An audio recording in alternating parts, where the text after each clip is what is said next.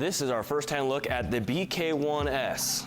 The BK1S is a design, you can see, powered by T238. That's the same designer that brought us the Flash B-Car a couple years ago. That was very popular, but they do mostly gel ball blasters, but they created this electric dart blaster, which is a really good entry-level AEB into the market. So it's a low price, retails for about 150 USD, and it has semi, burst, and full auto modes, and it is an AEB. Out of the box, it's hitting about 175 feet per second. So with a little bit of modification, you could probably get to hit that 200 mark, which is really good for an entry-level AEB.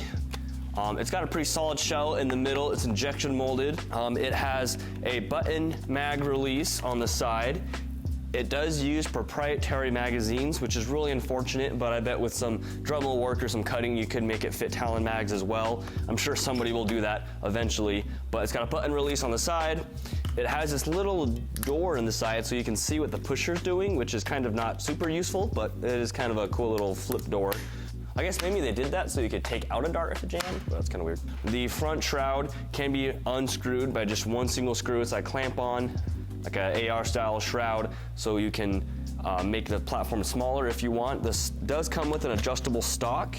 I've modified mine to hold a LiPo battery in this stock. It was originally designed for a standard AR buffer tube battery, where the battery goes into the tube itself.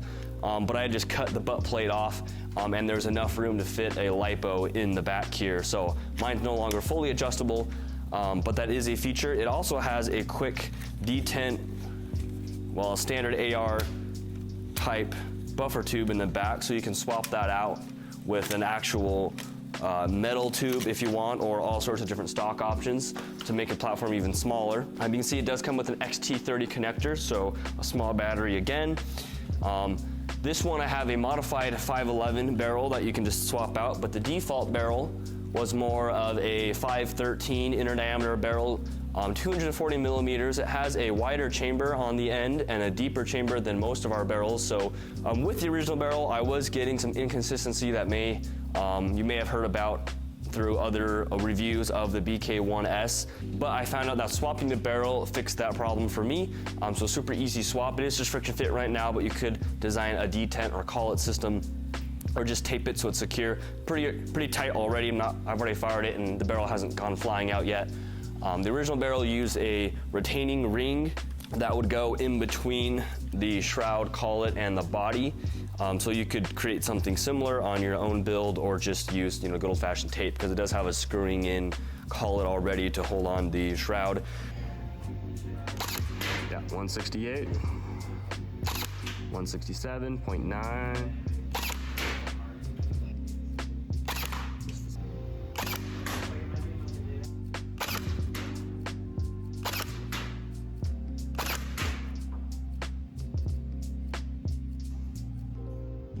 This BK1S comes with some M-LOK shrouds that you can install on the bottom or the sides of the handguard, which is a nice feature.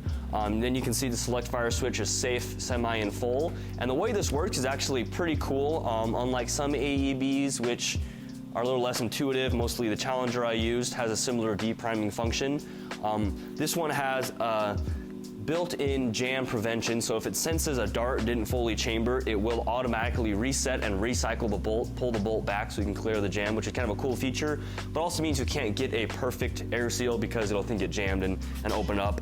But it's got some really cool features and beeps that I'll show you in a second.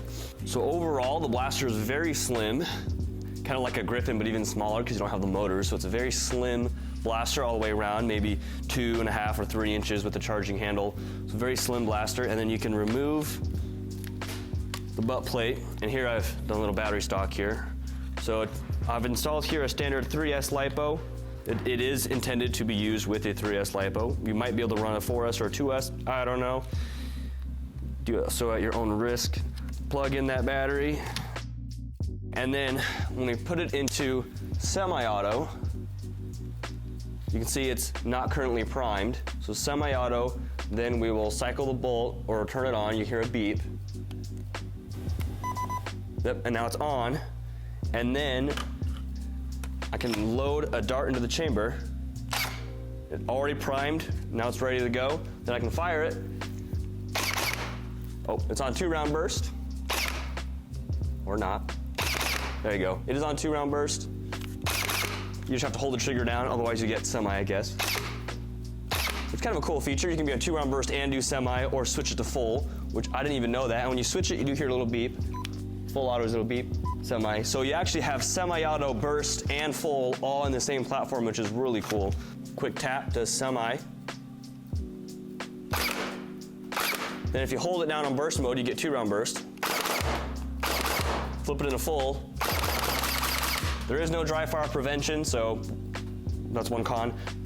In semi-auto mode, you hold down the trigger. Yeah, for 3 seconds now it's semi only. So if I pull and hold the trigger, it only fires once.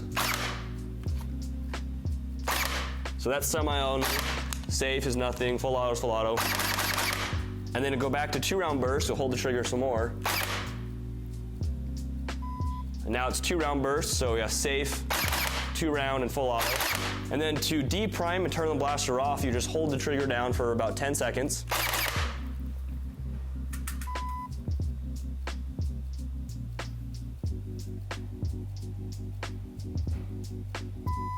There you go. Beep, beep, ready to deprime. It'll fire the last shot and deprime. Now you're ready to store it, take out the battery. That's also how you clear a jam. If it detects a jam, the bolt does not fully cycle. Oh, when I try to pull the trigger, it'll beep at me.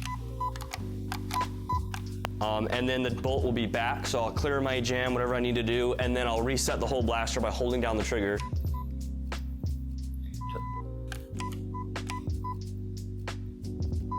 So as I'm turning the blaster off for 10 seconds. And then it'll reset my bolt. And then I will then cycle it again. So yeah, that is a little annoying where to go to semi to off to reset the bolt, it does have to switch between semi and 2-round burst, but that's fine if you just tap the trigger. So you're gonna dry fire accidentally more often than not probably, but that's fine. Overall for 150, this is a really nice blaster. It does come with 1 mag, 30 darts, and the M-lock and the default barrel. And so for 150, then a little bit of upgrading to a new barrel or a battery, more mags on top of that. Not too bad for entry level, 175, 160 FPS AEB, and that's really good for a little higher than super stock. And so if you're using worn darts, I'm sure you're hitting more like 150, 160, or just use a different barrel, put on a SCAR. You could drop your FPS so you have a out of the box, ready to go, super stock, $150 AEB. The BK2S just comes with a shorter metal handguard instead of plastic one, so it's not really any different. And the original BK1 or whatever it was had more problems than this one, I'm heard. This one I've already shot several mags, no problems, no stripping, it hasn't died yet. I ran it in one event so far, gonna run it in some more, put it through its paces. But for 150, not a bad entry level AEB. It is compatible with standard buffer tube stocks if you want to use a different stock.